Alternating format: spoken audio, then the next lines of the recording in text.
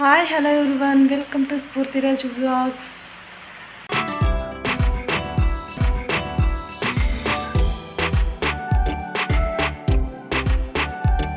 ಯಾರ್ಯಾರು ನನ್ನ ಯೂಟ್ಯೂಬ್ ಚಾನಲ್ನ ಸಬ್ಸ್ಕ್ರೈಬ್ ಮಾಡ್ಕೊಳ್ತೀನಿ ನೋಡ್ತಿದ್ರೆ ಈಗಲೇ ಹೋಗಿ ಸಬ್ಸ್ಕ್ರೈಬ್ ಮಾಡಿ, ಹಾಗೆ ಬೆಲ್ಲೈಕನ್ನ ಕ್ಲಿಕ್ ಮಾಡಿ. ನಾನು ಹಾಕೋ ವಿಡಿಯೋ ಬೇಗ ನಿಮಗೆ ನೋಟಿಫಿಕೇಶನ್ ಬರುತ್ತೆ. ಈ ವಿಡಿಯೋ ಫುಲ್ ಕ್ಯಾಪ್ಚರ್ ಮಾಡೋಕ್ಕೆ ಟ್ರೈ ಮಾಡ್ತೀನಿ, ಎಲ್ಲೂ ಸ್ಕಿಪ್ ಮಾಡದೆ ನೋಡಿ ಈ ವಿಡಿಯೋನ, ಹಾಗೆ ಸಪೋರ್ಟ್ ಮಾಡಿ. ಬೆಳಿಗ್ಗೆ ಬೇಗನೆ ರೆಡಿ ಆಗ್ಬಿಟ್ಟು ನಾಗಪ್ಪ ಮಾಡೋಕ್ಕೆ ಹೊರಟ್ವಿ. ನಾನು ನನ್ನ ಮಗಳು, ನಮ್ಮ ಯಜಮಾನ್ರು. ತುಂಬ ಖುಷಿ ನೋಡಿ ನೋಡ್ತಿದ್ದಾಳೆ. ನಾವು ಬೇಲ್ಬಂಡೆ ಅಂತ ಐತಿ, ಅಲ್ಲೇ ನಾಗಪ್ಪ ಮಾಡೋದು ಬೆಟ್ಟದ ಮೇಲೆ. ನಮ್ಮೂರಿಂದ ಒಂದು 4 ಕಿಲೋಮೀಟ್ರ್ 5 ಕಿಲೋಮೀಟ್ರ್ ಆಗುತ್ತೆ, ಅಷ್ಟು ದೂರ ಇದೆ. ಅಲ್ಲಿ ಹೋಗಿ ನಾಗಪ್ಪ ಮಾಡ್ಕೊಂಡು ಬರ್ತೀವಿ. ನಾವು ಎರಡು ಹತ್ರ ನಾಗಪ್ಪ ಮಾಡ್ತೀವಿ. ಬೆಟ್ಟದ ಮೇಲೊಂದು ಮಾಡ್ತೀವಿ, ಹಾಗೆ ಬೆಟ್ಟದ ಕೆಳಗೊಂದು ಮಾಡ್ತೀವಿ.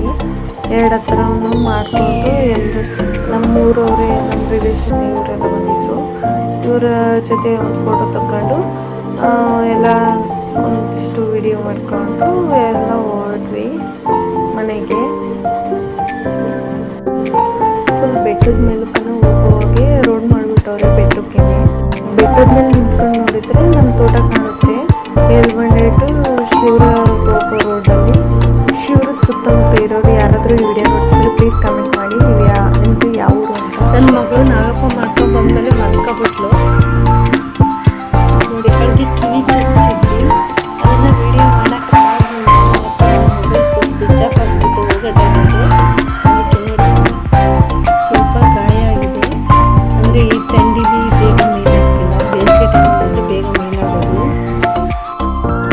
ಇವಳಿಗೆ ಎನಿ ಟೈಮ್ ಫ್ಯಾನ್ ಇರಬೇಕು, ಚಳಿನೇ ಆಗಲಿ ಸೆಕೆ ಆಗಿಬಿಟ್ಟು ಫ್ಯಾನ್ ಇರಬೇಕು. ಬಟ್ಟೆ ಸಮೇತ ಇರಲ್ಲ, ಇಕ್ಕಿದ ಬಟ್ಟೆ ಇರಲ್ಲ ನೋಡಿ, ಎನಿ ಟೈಮ್ ಫ್ಯಾನ್ ಆನ್ ಆಗಿರಬೇಕು. ಈ ಫ್ರಾಕ್ನ 3 ಮಂತಲ್ಲಿ ಅವ್ರ ಆಂಟಿ ತಂದಿದ್ದು. ಮಲ್ಕೊಂಡಿದ್ದು ಮಗು ನಿಂತ್ಕೊಂಡು ಮಾಡೋಕ್ಕಾಗಲ್ಲ ಅಂತೇಳಿ ನಾವು ಮಾಡ್ಕೊಂಡ್ವಿ.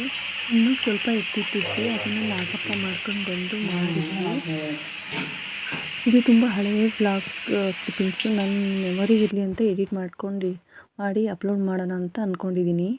ನನ್ನ ಕೈಯಲ್ಲಿ ಬಳೆ ಇರಲಿಲ್ಲ ಅಂತೇಳಿ ನಮ್ಮ ಅಜ್ಜಿ ಬಳೆ ತೋರ್ಸೋಣ ಅಂತ ಬಳೆಯವ್ರನ್ನ ಕರೆದ್ರು.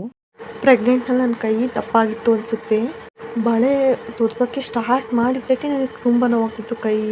ಮುಂಚೆ ಅಷ್ಟೊಂದು ನೋವಾಗ್ತಿರ್ಲಿಲ್ಲ. ಅದು ಬೇರೆ ನಮ್ಮ ಅಜ್ಜಿ ಗುತ್ತಿಗೆ ತೋಡ್ಸಪ್ಪ ಅಂತ ಅವಣ್ಣಗೆ ಹೇಳ್ತಾನೆ ಇದ್ದರು. ಗುತ್ತಿಗೆ ತೋಡಿಸ್ತಿದ್ದಕ್ಕೆ ಅದು ಬೇರೆ ನನ್ನ ಕೈ ದಪ್ಪ ಆಗಿತ್ತು, ಅದಕ್ಕೂ ತುಂಬ ಬಳೆ ಹೊಡೆದ್ವು. ಆದರೂ ಅವಣ್ಣ ಬಿಡಲಿಲ್ಲ, ಗುತ್ತಿಗೆ ನಮ್ಮ ಅಜ್ಜಿ ಹೇಳಿದ ಥರನೇ ತೋಡಿಸ್ಬಿಟ್ರು. ಮಕ್ಕಳು ಹುಟ್ಟಿದಾಗ ಈ ಥರ ಚೆನ್ನಾಗಿ ಕೈನ ಒತ್ತಿದ್ರೆ ಅಡ್ಡೆಮ್ಕೆ ಅನ್ನೋದು ಇರೋದಿಲ್ವಂತೆ. ಅಡ್ಡೆಮ್ಕೆ ಇದ್ದರೆ ಬಳೆ ಗುತ್ತಿಗೆ ತೊಡ್ಸೋಕ್ಕಾಗಲ್ಲ. ನಾನು ತೊಟ್ಕೊಂಡೋದು ನೋಡಿ ನಮ್ಮ ಇನ್ನೊಂದು ಅಜ್ಜಿನೂ ಬಂದು ತೊಟ್ಕೊಂಡ್ರು. ಅವರು ನನ್ನ ಥರದವೇನೆ. ನನ್ನೇನು ಅಡ್ಡೆಮ್ಕೆ ಇಲ್ಲ, ಆದರೂ ಅವ್ರು ತೊಡಿಸ್ತಿರ್ಬೇಕಾದ್ರೆ ಎಲ್ಲೋ ದಪ್ಪ ಆಗಿದೆ ಅನ್ನಿಸ್ತಿತ್ತು ಕೈ. ತುಂಬ ನೋವಾಗ್ತಿತ್ತಲ್ಲ ಅದಕ್ಕೆ. ಮತ್ತು ಈ ಬಳೆ ಅಣ್ಣಂದೊಂದು ಸ್ಟೋರಿ ಹೇಳ್ತೀನಿ ಕೇಳಿ. ಏನಂದರೆ ಇಲ್ಲಿಗೆ ಒಂದು 3-4 ವರ್ಷದ ಮುಂಚೆ ಬಳೆ ತಗೊಂಡು ಬಂದಿದ್ರು ಇವರು. ಹಾಗೆ ಇವ್ರ ಮನೆ ಇಲ್ಲಿ ಅಥವಾ ಎಲ್ಲಿ ಸೇರ್ಕೊಂತೋ ಗೊತ್ತಿಲ್ಲ, ನಾಗರಾವು ಅವರು ಬಳೆ ಇಟ್ಕೊಂಡಿರ್ತಾರಲ್ಲ ಅದರಲ್ಲಿ ಸಿಂಬೆ ಒಯ್ಕೊಂಡು ಅದರಲ್ಲಿ ಸೇರ್ಕೊಬಿಟ್ಟಿತ್ತು.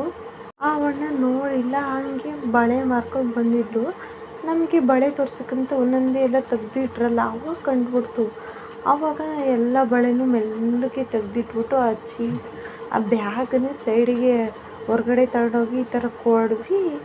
ಆಮೇಲೆ ಅದನ್ನು ನಾವು ಹೊಡೆದಾಗ ಸುಟ್ಬಿಟ್ರು ನಮ್ಮ ಮನೆ ಹತ್ರನೇ. ಅಕಸ್ಮಾತ್ ಏನಾದರೂ ನೋಡ್ಕೊಂಡಿರಲಿಲ್ಲ ಅಂದರೆ ಏನಾಗ್ತಿತ್ತೋ ಏನೋ ಗೊತ್ತಿಲ್ಲ ಆ ಟೈಮಲ್ಲಿ. ಹಾಗೆ ನಮ್ಮ ಅಜ್ಜಿ ನನ್ನ ಮೊಮ್ಮಗಳು ಸೈಜ್ ಬಳೆ ಇದ್ದರೆ ಕೊಡಪ್ಪ ಅಂತ ಕೇಳ್ತಿದ್ರು, ಆದರೆ ಅವರು ಇಲ್ಲ ಕಣಜ್ಜಿ ಅಷ್ಟು ಸೈಜ್ ಅಂತ ಹೇಳ್ತಿದ್ರು. ಈ ವಿಡಿಯೋನ ಇಲ್ಲಿಗೆ ಎಂಡ್ ಮಾಡ್ತಿದ್ದೀನಿ. Thank you for watching. ಮತ್ತೆ ಮುಂದಿನ ಬ್ಲಾಗಲ್ಲಿ. ಈ ವಿಡಿಯೋ ಇಷ್ಟ ಆಗಿದರೆ ಪ್ಲೀಸ್ ಲೈಕ್ ಮಾಡಿ, ಶೇರ್ ಮಾಡಿ, ಕಮೆಂಟ್ ಮಾಡಿ, ಹಾಗೆ ಸಬ್ಸ್ಕ್ರೈಬ್ ಮಾಡಿ.